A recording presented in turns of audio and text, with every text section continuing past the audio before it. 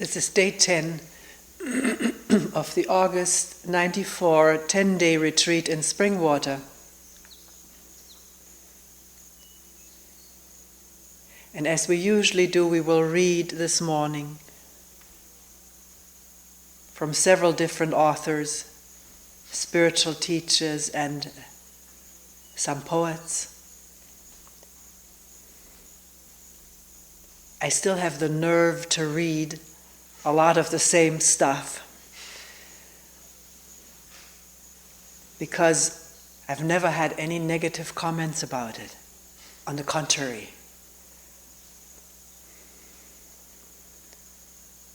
people really have felt it very helpful and useful and beautiful, some of the words.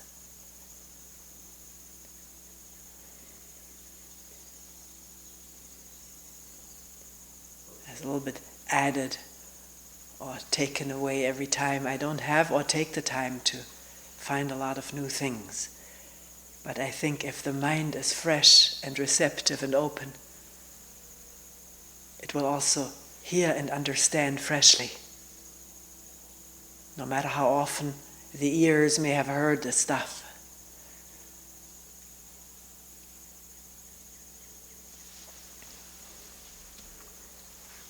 First is Wang Po.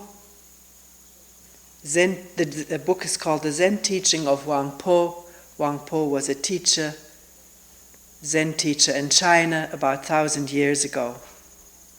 And these talks and dialogues were selected and collected by his disciple, which is now in question.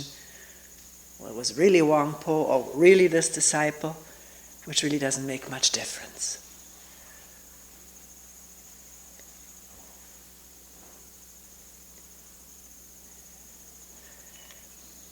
The Master said to me, all the Buddhas and let me say this before I go on. This is not a pure presentation of Wang Po. There are words, sentences, paragraphs eliminated, sometimes another word substituted. The word Buddha, as used by Wang Po, who was a Zen Buddhist, does not just refer to the Gautama Buddha, the historical personage, but a Buddha means an enlightened being or someone who understands, is free, enlightened. I want to use that word.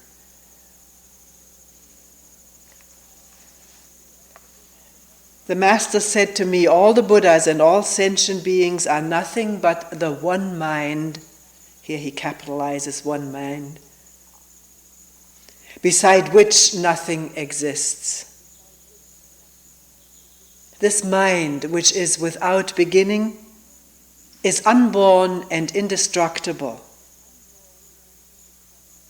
It does not belong to the categories of things which exist or do not exist, nor can it be thought of in terms of new or old.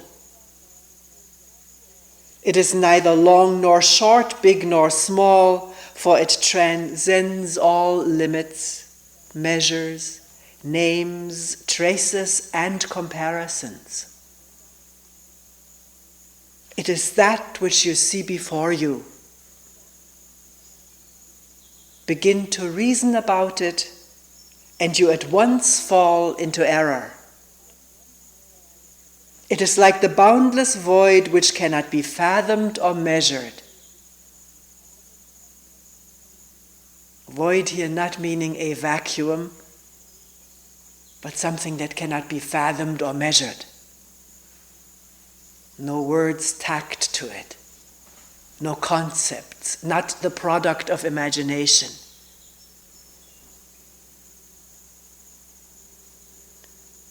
Sometimes in listening together we have called it emptiness or spaciousness, quietness.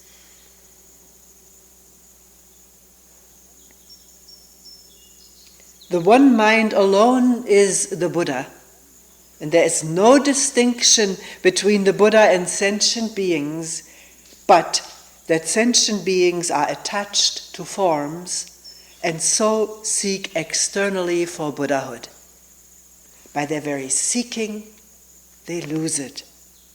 For that is using the Buddha to seek for the Buddha and using mind to grasp mind. Even though they do their utmost for a full eon, they will not be able to attain to it.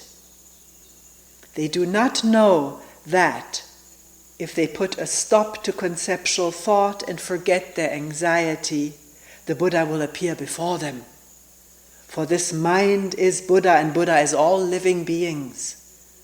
It is not the less for being manifested in ordinary beings, nor is it greater for being manifested in the Buddhas.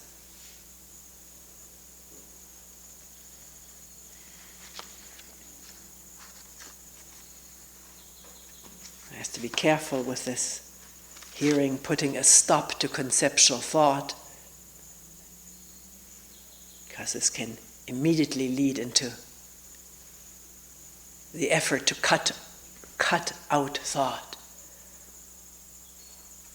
Well, one can experiment with it, whether that works. Our original nature is in highest truth devoid of any atom of objectivity. It is void, omnipresent, present everywhere, silent, pure. It is glorious and mysterious, peaceful joy. And that is all. Enter deeply into it by awakening to it yourself. That which is before you is it in all its fullness, utterly complete. And before you does not mean separate from this. So if you wish, say, inside and outside you with no inside and outside.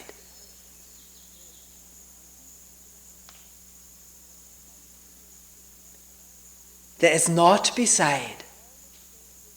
Even if you go through all the stages of a bodhisattva's progress toward Buddhahood, one by one, when at last in a single flash you attain realization, you will only be realizing the nature which has been with you all the time.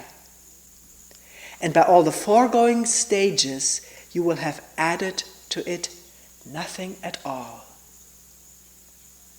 You will come to look upon those eons of work and achievement as no better than unreal actions performed in a dream.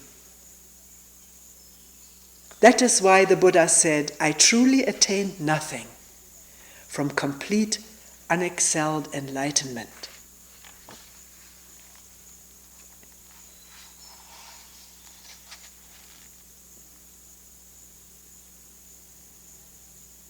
This is the sequel to a dialogue which we have read so many times. I will not read it this time. We'll read the sequel. The disciple, who is also a Buddhist scholar, asks, from all you have said, mind is the Buddha, or mind is the truth. Mind with a capital M is just a word. Don't attach to the word. It's not the mind of thinking and worrying. Or is it? From all you have said, mind is the Buddha. But it's not clear as to what sort of mind is meant by this mind which is the Buddha. Wangpo, how many minds have you got? Questioner. But is the Buddha the ordinary mind or the enlightened mind? Wangpo, where on earth do you keep your ordinary mind and your enlightened mind? Questioner, in the teachings of the three vehicles, it is stated that there are both. Why does your reverence deny it? Wangpo, in the teaching of the three vehicles, it's clearly explained that the ordinary and enlightened minds are illusions. You don't understand. All this clinging to the idea of things existing is to mistake vacuity for the truth. How can such conceptions not be illusory? Being illusory, they hide mind with a capital M from you. If you would only rid yourselves of the concepts of ordinary and enlightened, you would find that there is no other Buddha than the Buddha in your own mind. You people go on misunderstanding. You hold to concepts such as ordinary and enlightened, directing your thoughts outwards where they gallop about like horses. All this amounts to beclouding your own minds. I tell you, mind is the Buddha. As soon as thought or sensation arises, you fall into dualism. Me and my thoughts, my sensations, my body, my future, my past, and my worries and desires. Beginningless time and the present moment are the same. Beginningless time and this present moment are the same. To understand this truth is called complete and unexcelled enlightenment. Question says, upon what doctrine does your reverence base these words?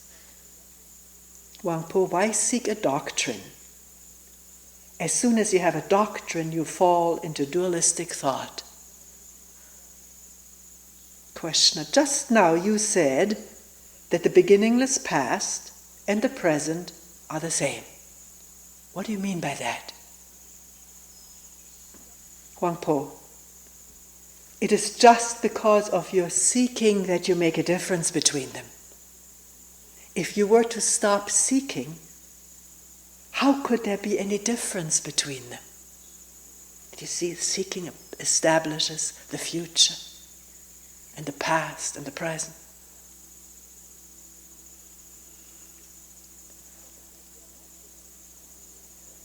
Questioner, if they are not different, why did you employ separate terms for them? Wangpo, if you hadn't mentioned ordinary and enlightened, who would have bothered to say such things? Just as those categories have no real existence, so mind is not really mind. And as both mind and those categories are really illusions, wherever can you hope to find anything?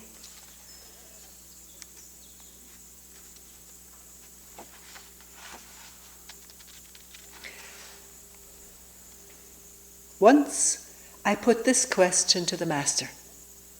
How many of the 400 or 500 persons gathered here on this mountain have fully understood your Reverence's teaching? The Master answered, their number cannot be known. Why? Because this way is through mind awakening. How can it be conveyed in words? Speech only produces some effect when it falls on the uninstructed ears of children.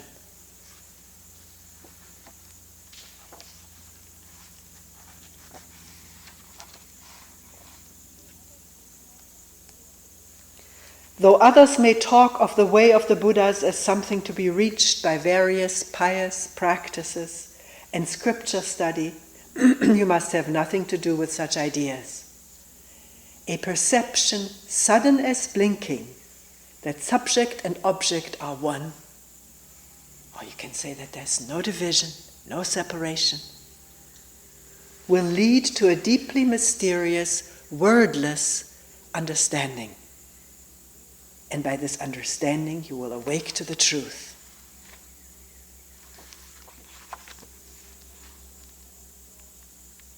When a sudden flash of thought occurs in your mind, when a sudden flash of thought occurs in your mind, and you see it for a dream or an illusion, then you can enter into the state reached by the Buddhas of the past.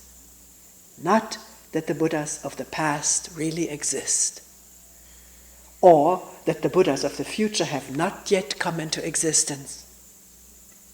Above all, have no longing to become a future Buddha.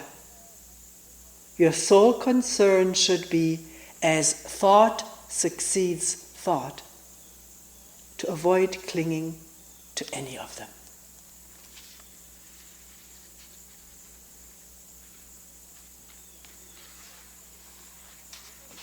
Your true nature is something never lost to you even in moments of delusion, nor is it gained at the moment of enlightenment.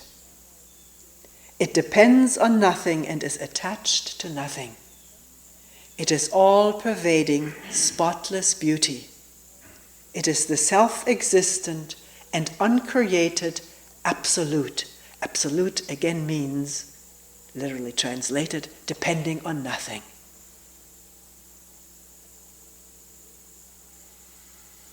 Ah, it is a jewel beyond all price.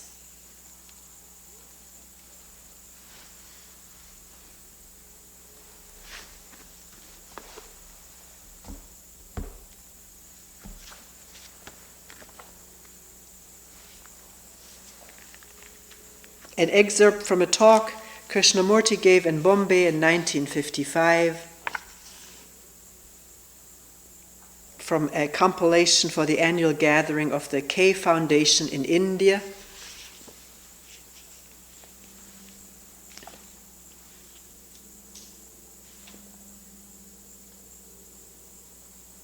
Here the few words on the title say, "Surely freedom from the self is the true function of man." Or a woman too, a human being, let's say. I usually translate that. Most of these ancient and also modern teachers usually refer to man, and some women feel left out. Doesn't have to be that way.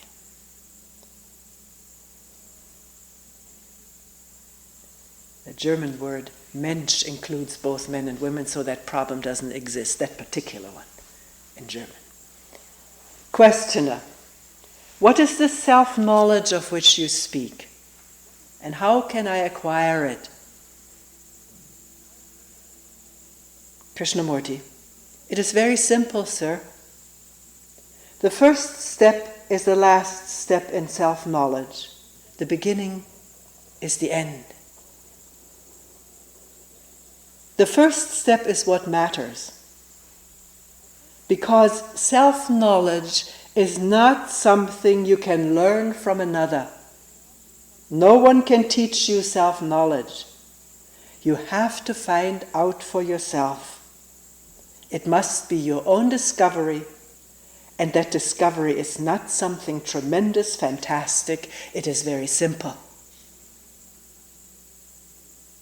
After all, to know yourself is to watch your behavior, your words, what you do in your everyday relationships. That is all. Begin with that, and you will see how extraordinarily difficult it is to be aware. Just to watch the manner of your behavior, the words you use to your servants, to your boss, the attitude you have with regard to people, ideas, and to things. Just watch your thoughts, your motives in the mirror of relationship. And you will see that the moment you watch, you want to correct. You say this is good and that is bad. I must do this and not that. When you see yourself in the mirror of relationship, your approach is one of condemnation or justification. Therefore, you distort what you see. Whereas, if you simply observe in that mirror your attitude with regard to people, ideas, and to things, if you just see the fact without the judgment, without condemnation or acceptance, then you will find that that very perception has its own action. That is the beginning of self-knowledge. to watch yourself, to observe what you do, what you think, what your motives and incentives are, and yet not condemn or justify, is an extraordinarily difficult thing to do. Because your whole culture is based on condemnation, judgment, and evaluation. You have been brought up to do this and not that. But if you can look in the mirror of relationship without creating the opposite, that means you see one thing and immediately think, I should be the opposite. Or you hear something, you think, I shouldn't be like that, I should be, and the brain supplies the opposite.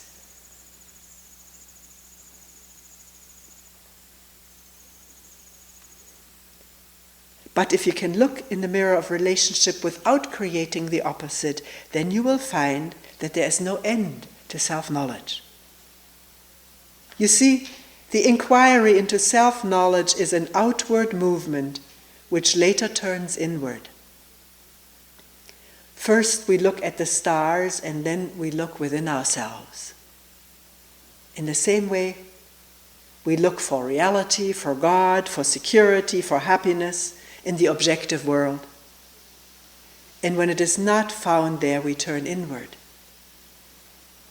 This search for the inner God, for the higher self, or what you will, completely ceases through self-knowledge.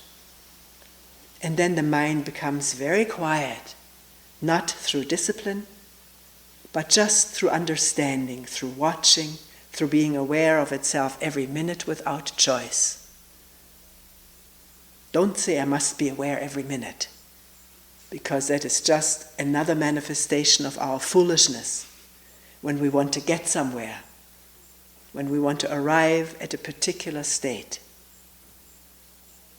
What matters is to be aware of yourself and to keep on being aware without accumulating. Because the moment you accumulate, from that center you judge. All the piled up knowledge of all the piled up experiences, that's me. And from there I judge. Self-knowledge is not a process of accumulation, it is a process of discovery from moment to moment in relationship.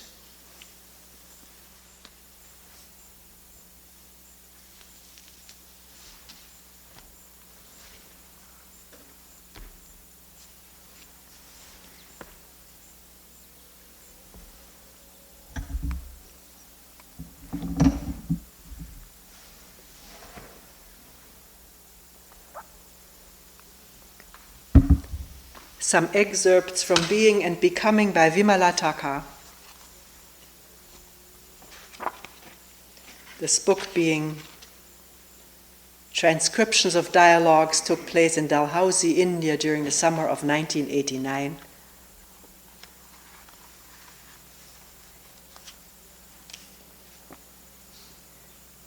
We are talking about an alternative way of living, which is a meditative way of living. Acquire knowledge, let it flow through you, let it be utilized in its relevant field without creating a knower. If we look at the roots of all human misery, we will find that misery is built upon our stupidity. We do this word sounds judgmental. Stupefaction may be a better word. Stupefied by all of our ideas. Smogged or fogged up. We do not know how to relate to the structures and utilize them without identification, without creating a sense of authority out of them. Structures, and here she means all formal political, economical, religious, social structures, are not sacred. Structures are not sacred. It is only life that is sacred. Patterns have no sacredness, whether you create them in the name of religion, spirituality, or politics. It is the pattern-free, structure-free, virgin dynamism of life that is sacred, that is divine. Wherever you have touched it with thought, you have manipulated it, you have structured it. It has a utility, but not sanctity. It has a utility, but no authority. An alternative way of living is feeding the brain and the system with all the knowledge, the techniques, without getting identified with it.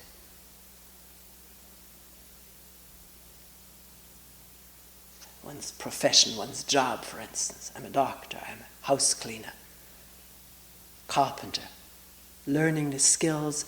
I'm a painter, painting, but one doesn't need to be a painter.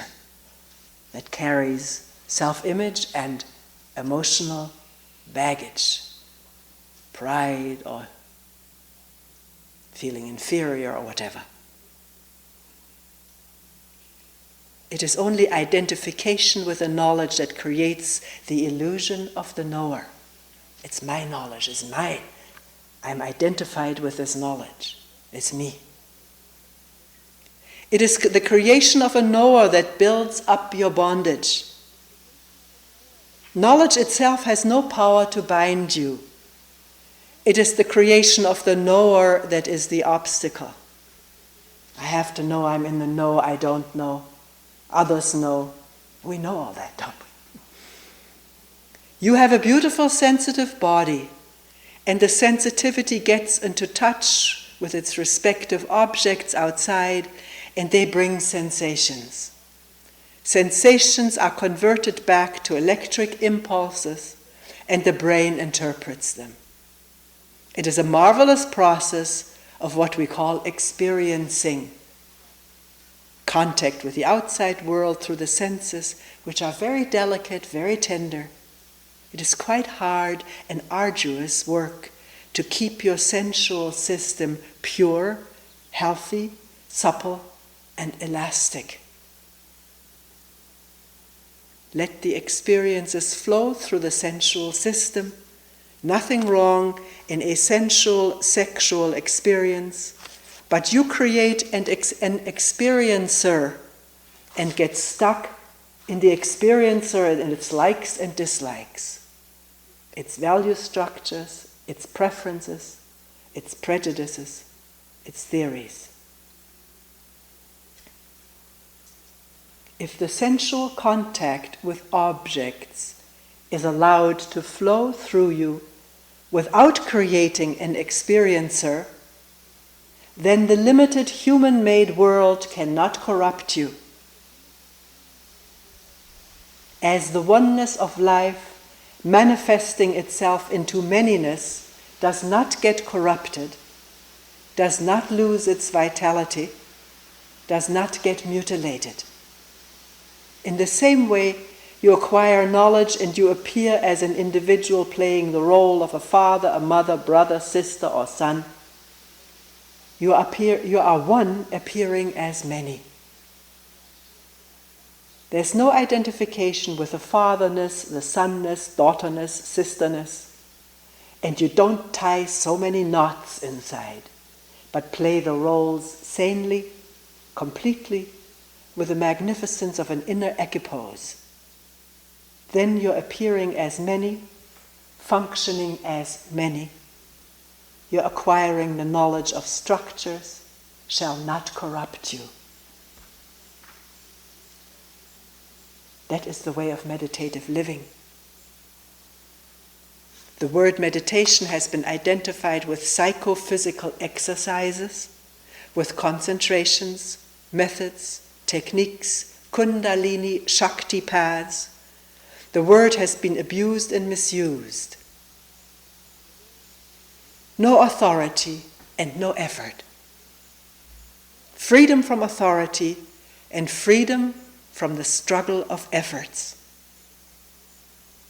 Once you know that these human-made enclosures are only to be lived in, then the sense of comparing yourself with others, he has a palace and I have a hut, he has millions and I only have hundreds, The sense of comparison and the ambition for competition disappears. Your economic life becomes simple. No vanity, no pride about your scholarship, erudition, and so forth. And your social life becomes simple. You do not move around with a begging bowl for sympathy or acceptance or prestige or acknowledgement.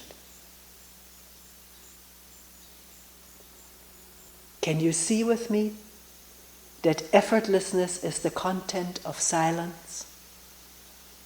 Silence is not only sitting still, it is a way of living. Silence is inner unconditional freedom from the authority of the past. Silence is unconditional freedom from effort and therefore the alternative way of living. Meditation has no repetition at all. It is moment to moment. In the moment of relating, you are living. In the moment of aloneness, you are dying. It is living and dying, like inhaling and exhaling. To be alone is to die to the sense of being somebody or being something. Is not that the content of death and dying? To be alone is to die to the sense of being somebody. Sinner, saint, holy, knowledgeable, respected, rich, poor, and so forth. To be alone is to die to being something according to the definition of society, according to the value structure of religions. Physically isolating yourself may not lead you to the aloneness. It may or it may not. This is what we are afraid of, dying to the sense of being somebody. Dying to all the images you have built up about yourself is being alone. The way we are tackling the theme may be unusual, unheard of to many. It is an unconventional way, a non-traditional approach. But I am really grateful that life brings you and me together.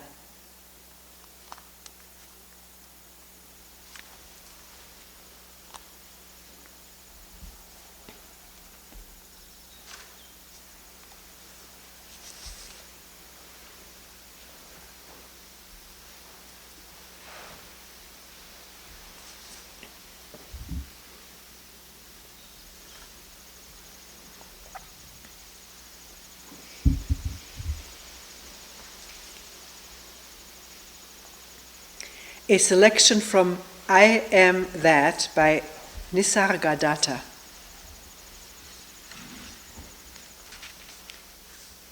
This one is called Obsession with the Body. Having read quite a bit of Nisargadatta's, it does not mean obsession with taking good care of the body. It's obsession with identification with the body. Questioner.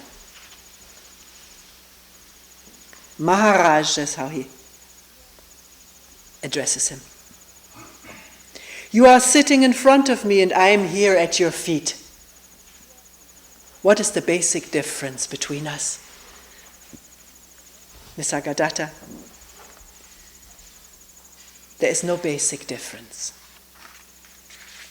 Questioner. Still, there must be some real difference. I come to you, you do not come to me. Nisargadatta.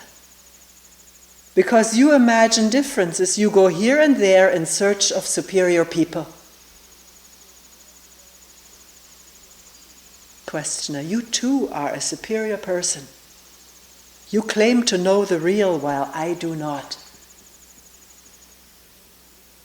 N.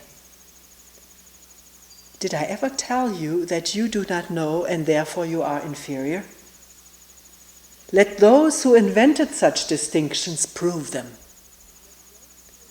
I do not claim to know what you do not. In fact, I know much less than you do. you. Your words are wise, your behavior is noble, and your grace all-powerful. And I know nothing about it all and see no difference between you and me. My life is a succession of events just like yours. Only I am detached and see the passing show as a passing show, while you stick to things and move along with them. Questioner, what made you so dispassionate? Nisargadatta, nothing in particular. It so happened that I trusted my guru. He told me I am nothing but myself, and I believed him. Here, self does not mean the ego or me. Self in Hindu tradition means the whole. What Wang Po calls one mind. He told me I'm nothing but myself, and I believed him.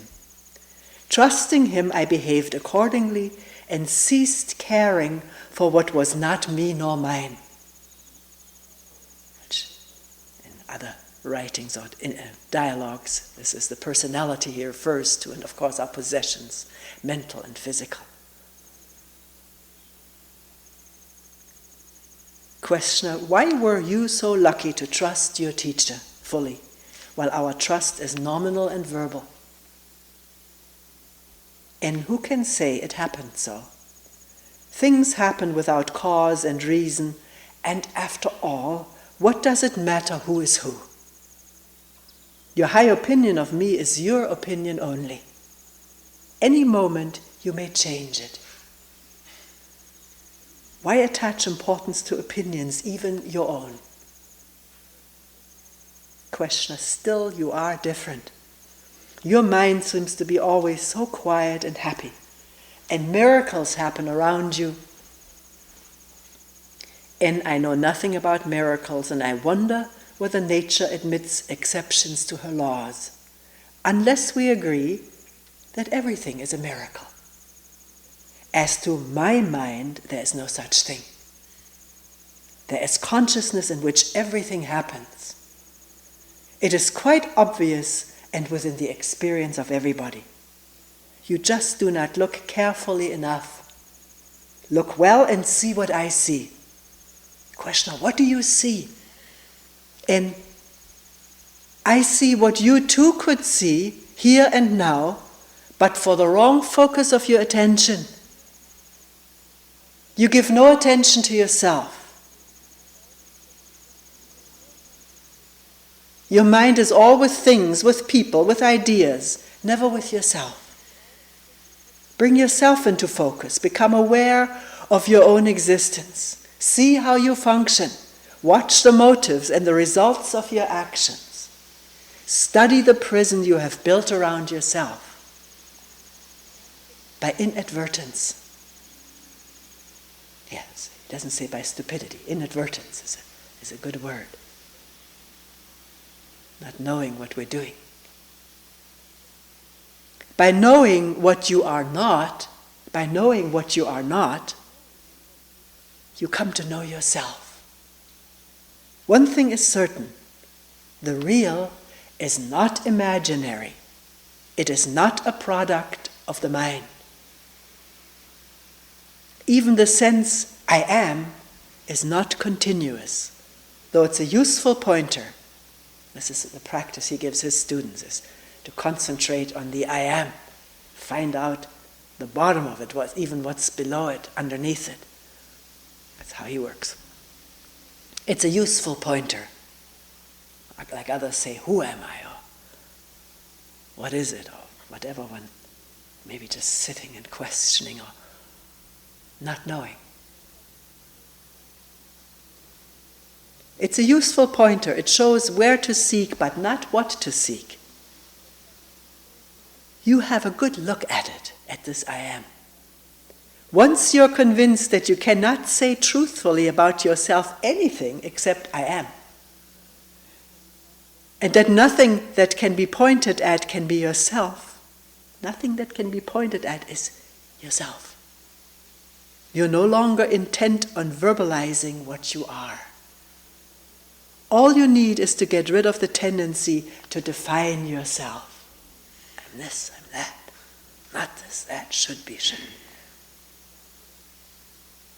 All definitions apply to your body only and to its expressions. Imagery, so forth. Once this obsession with a body goes, you will revert to your natural state spontaneously and effortlessly. The only difference between us is that I'm aware of my natural state while you are bemused. Just like gold made into ornaments has no advantage over gold dust, except when the mind makes it so, so we are one in being. We differ only in appearance. We discover it by earnest, searching, inquiring, questioning daily and hourly, by giving one's life to this discovery.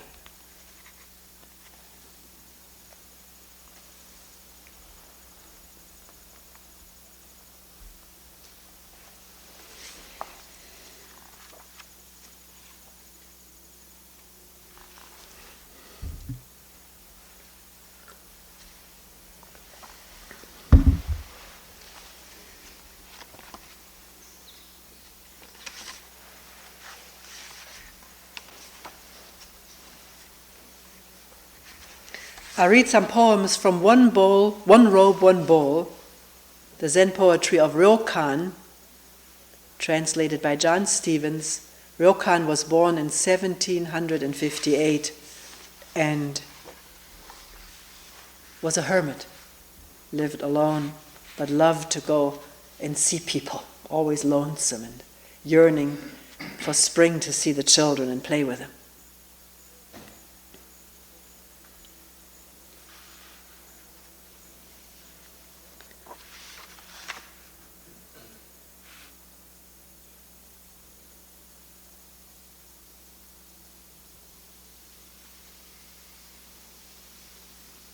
Light sleep, the bane of old age. Dozing off, evening dreams, waking again. The fire in the hearth flickers. All night a steady rain pours off the banana tree. Now is the time I wish to share my feelings. But there is no one.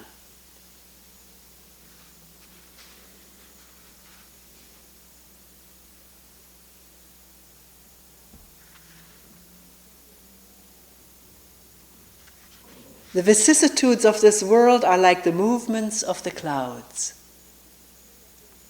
50 years of life are nothing but one long dream. Sparse rain. In my desolate hermitage at night, quietly I clutch my robe and lean against the empty window.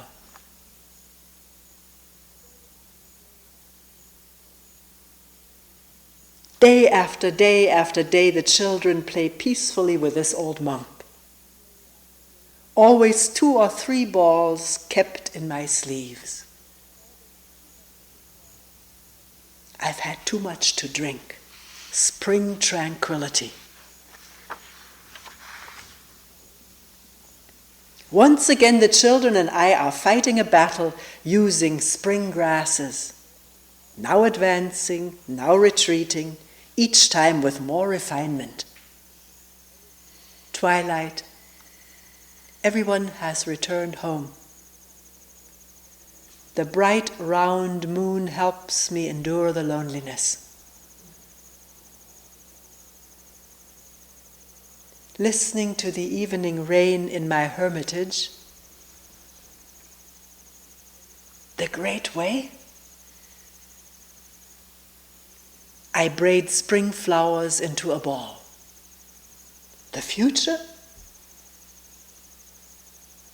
If a visitor brings these questions, I have only the tranquility of my hermitage to offer.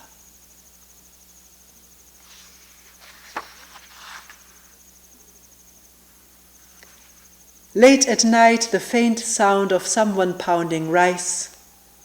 Dew drips from the bamboo onto the firewood pile, and the plants along the garden are also moist. Frogs croak in the distance, but then seem very close. Fireflies light low, then high. Wide awake, sleep is far off. Smoothing out the pillow, I let my thoughts drift.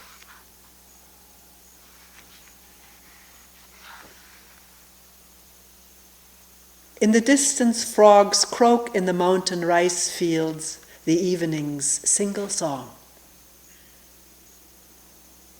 The rainy season is over. It's now clear. I go out. Green fields and cool breezes everywhere. Unable to sleep, I hear the voice of a young deer rising from a mountain ridge. The branches that will be used for this autumn's firewood are still blooming. Please gather some summer grasses wet with dew and come visit me. Not much to offer you, just a lotus flower floating in a small jar of water.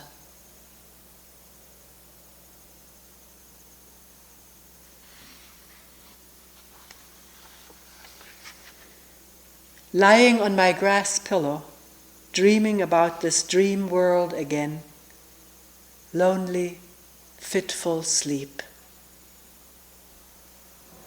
As I watch the children happily playing, without realizing it, my eyes fill with tears.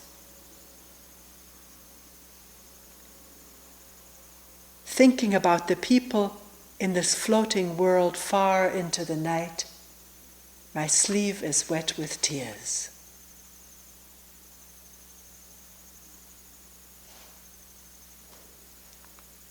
The thief left it behind. The moon at the window.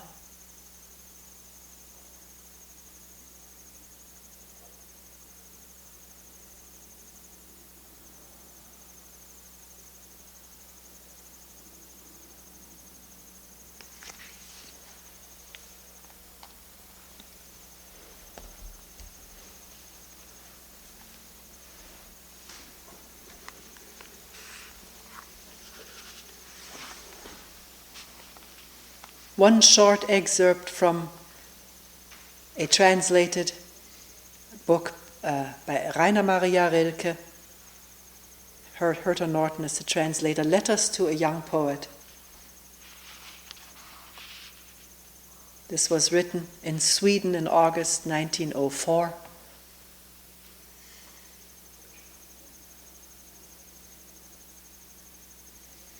I want to talk to you again a while, dear Mr. Kappus, although I can say almost nothing that is helpful, hardly anything useful. You have had many great sadnesses which passed.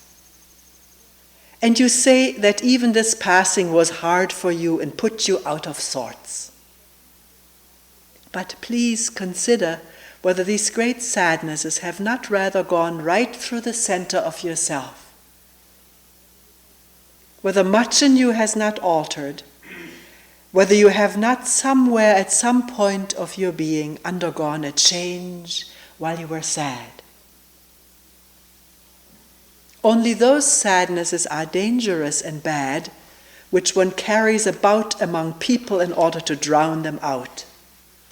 Like sicknesses that are superficially and foolishly treated, they simply withdraw, and after a little pause, break out again all the more dreadfully, and accumulate within one and are life unlived, spurned, lost life. Were it possible for us to see further than our knowledge reaches, and yet a little way beyond the outworks of our divining. Let me read this again. were it possible for us to see further than our knowledge reaches, and yet a little way beyond the outworks of our divining, perhaps we would endure our sadnesses with greater confidence than our joys. For they are the moments when something new enters into us, something unknown. Our feelings grow mute in shy perplexity. Everything in us withdraws, a stillness comes, and the new which no one knows stands in the midst of it and is silent. It is necessary, and toward this our development moves us gradually, that nothing strange should befall us, but only that which has long belonged to us.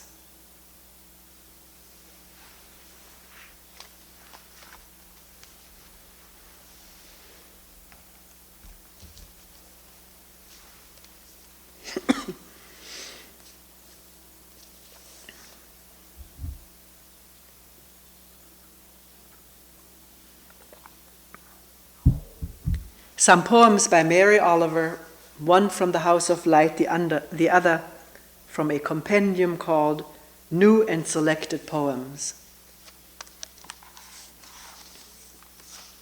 The Notebook. 6 a.m.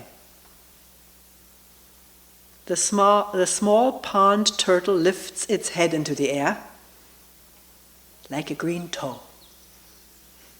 It looks around.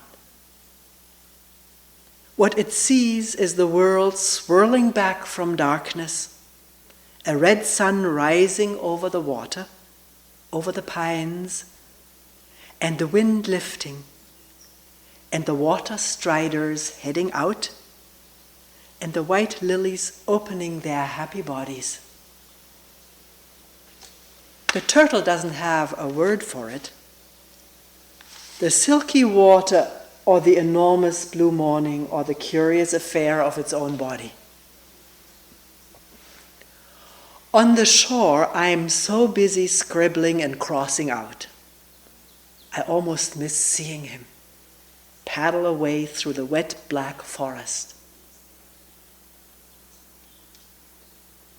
More and more the moments come to me. How much can the right word do? Now a few of the lilies are a faint flaming inside their white hearts, and there's still time to let the last roses of the sunshine float down into my uplifted eyes.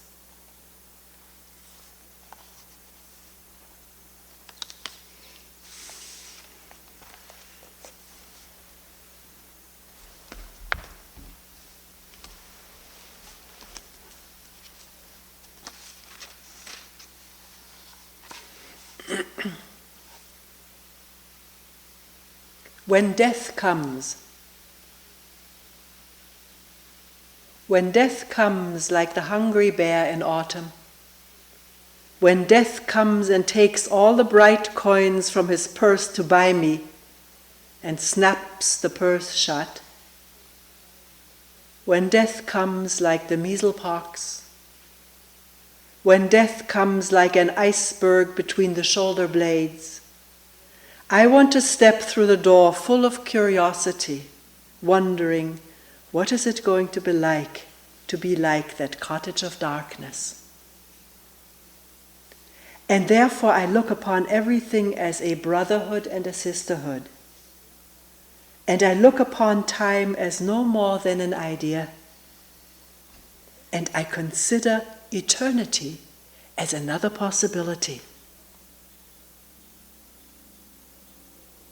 And I think of each life as a flower, as common as a field daisy, and as singular, and each name a comfortable music in the mouth, tending, as all music does, toward silence.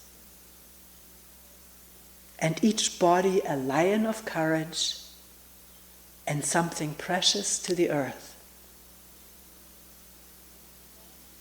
When it's over, I want to say, all my life I was a bride married to amazement. I was the bridegroom taking the world into my arms. When it's over, I don't want to wonder if I have made of my life something particular and real. I don't want to find myself sighing and frightened or full of argument. I don't want to end up simply having visited this world.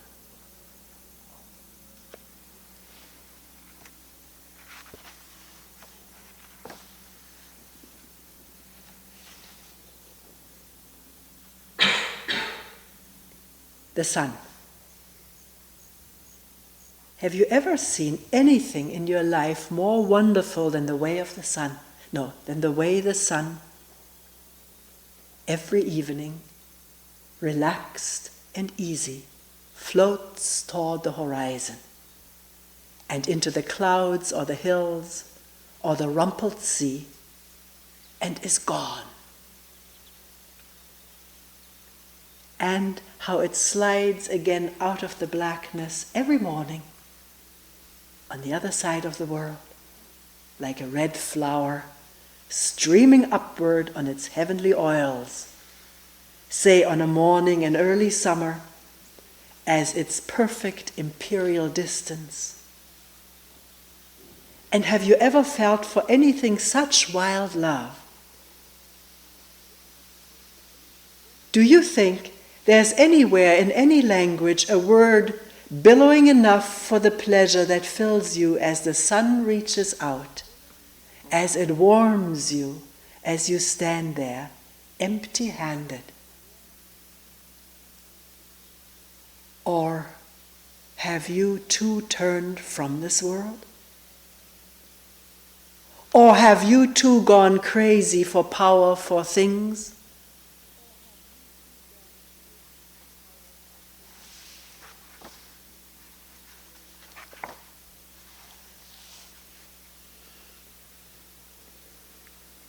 The summer day. Who made the world? Who made the swan and the black bear? Who made the grasshopper?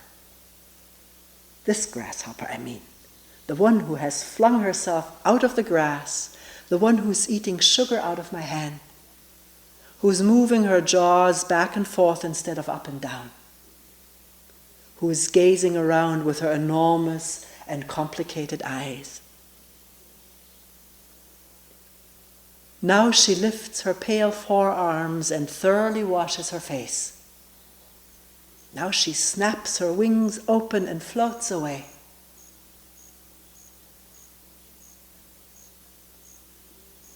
I don't know exactly what a prayer is. I do know how to pay attention, how to fall down into the grass, how to kneel down in the grass, how to be idle and blessed, how to stroll through the fields, which is what I've been doing all day. Tell me, what else should I have done? Doesn't everything die at last and too soon? Tell me, what is it you plan to do with your one wild and precious life?